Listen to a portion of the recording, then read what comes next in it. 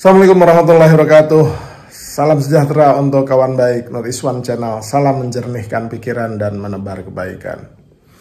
Kawan baik, militansi para pendukung dari 3 capres yang sudah mendaftar ini memang menarik kita ikuti.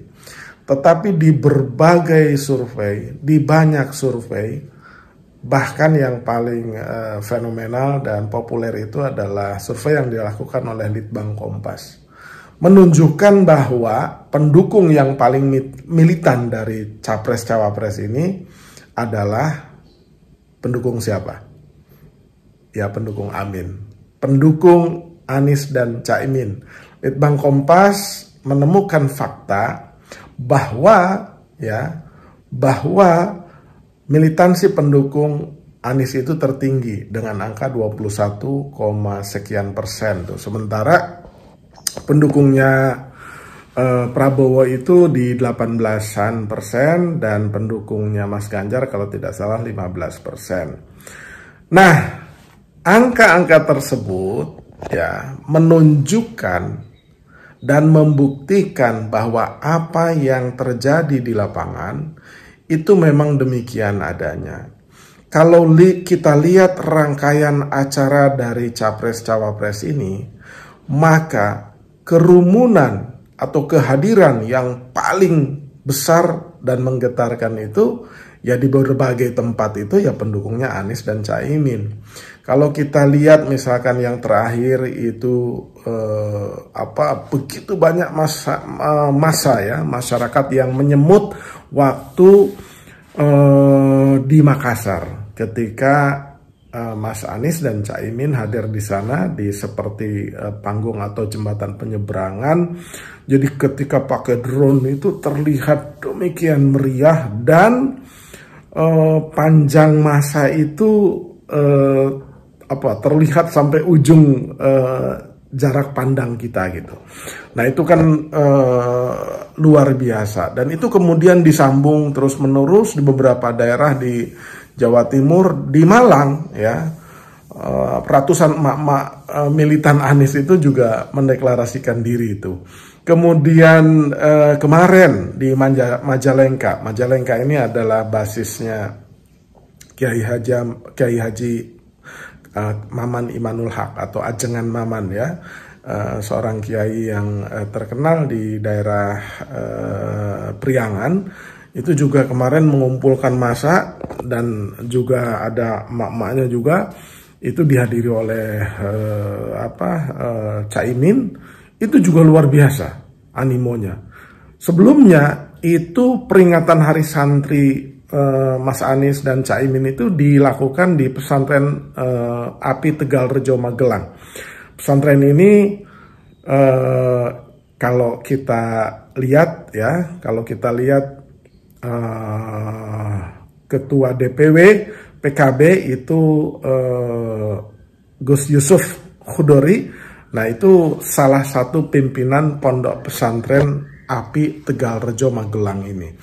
Jadi hari santri di sana dan begitu banyak yang hadir. Jadi militansi pendukung Anies ini memang luar biasa.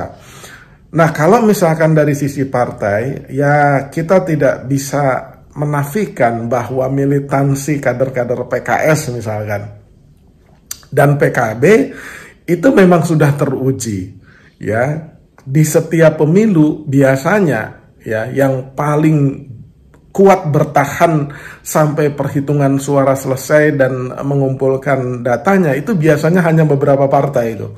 Dan salah satunya yang amat sangat kuat militansinya mengawal suara itu ya kader-kader PKS. Jadi kalau kader-kader PKS itu militansinya tidak bisa diragukan lagi. Nah PKB sendiri sekarang itu melakukan konsolidasi ya selama 20 tahun terakhir setelah ditempa berbagai konflik itu. Sejak di tangan Caimin ini juga melakukan konsolidasi dan militansi kader-kader PKB itu mulai terbangun kuat gitu. Jadi kita menduga bahwa bahwa militansi kader PKB ini akan meningkat dengan pesat seiring ketika ketua umumnya itu juga ada di dalam kertas suara.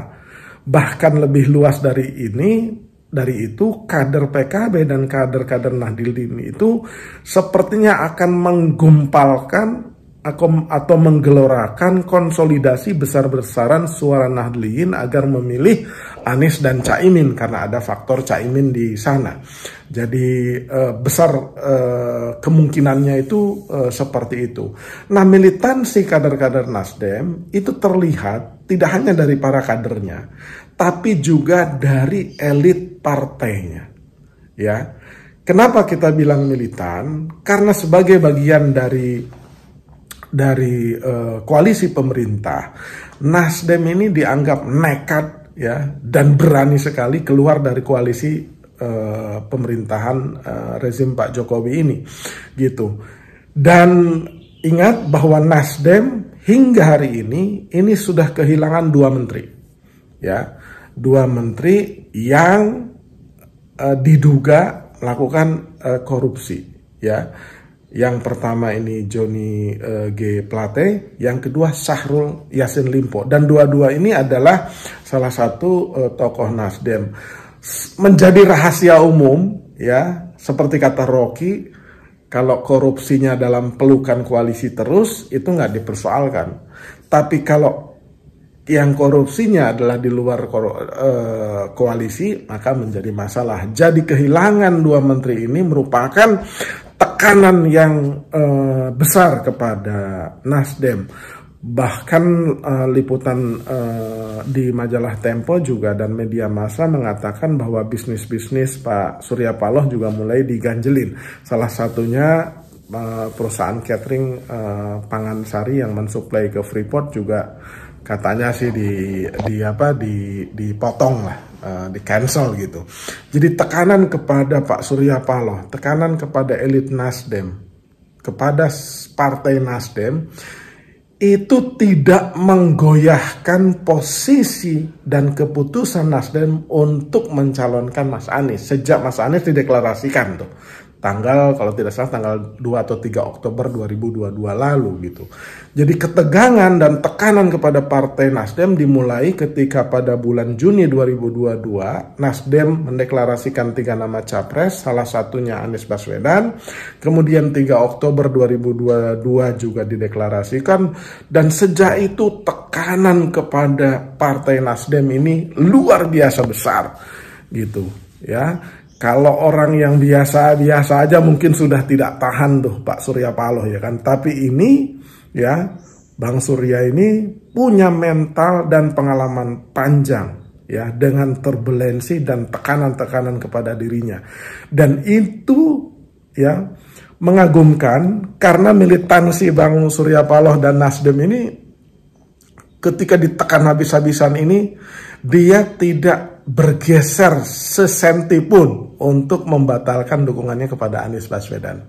Terlebih sekarang ada Caimin yang memperkuat dari Nahdliyin dan PKB gitu. Jadi itulah di kalangan partai. Kalau di kalangan grassroots ya, itu ketika kemarin mendaftar itu begitu banyak massa datang berduyun-duyun ya, bukan dimobilisasi naik pakai bis seperti capres yang lain gitu atau cawapres yang lain. Nah, ini pendukung Anies itu sebagian besar datang dengan berjalan kaki, pakai motor, pakai kendaraan pribadi, berombongan, bahkan spanduk dan segala macamnya itu ditulis seperti juga sebagiannya itu tidak dicetak secara profesional. Jadi mereka potong kardus, ditulis pakai cat gitu, ada bahan ditulis dengan cat gitu. Jadi saking animonya itu besar karena Mas Anies dan Caimin sudah berkali-kali menyampaikan bahwa mereka adalah pasangan yang paling duafa di antara yang lain karena begitu banyak orang ingin menyumbang tapi takut, apalagi konglomerat besar tuh. Mereka ketakutan mendapat serangan balik tuh dari pemerintah saat ini. Jadi kekhawatiran itu yang membuat logistik kepada pasangan Anies dan Muhaimin ini menjadi lemah. Tetapi karena pilarnya adalah militansi para pendukung, militansi simpatisan, maka setiap acara itu juga tetap saja ramai, ya.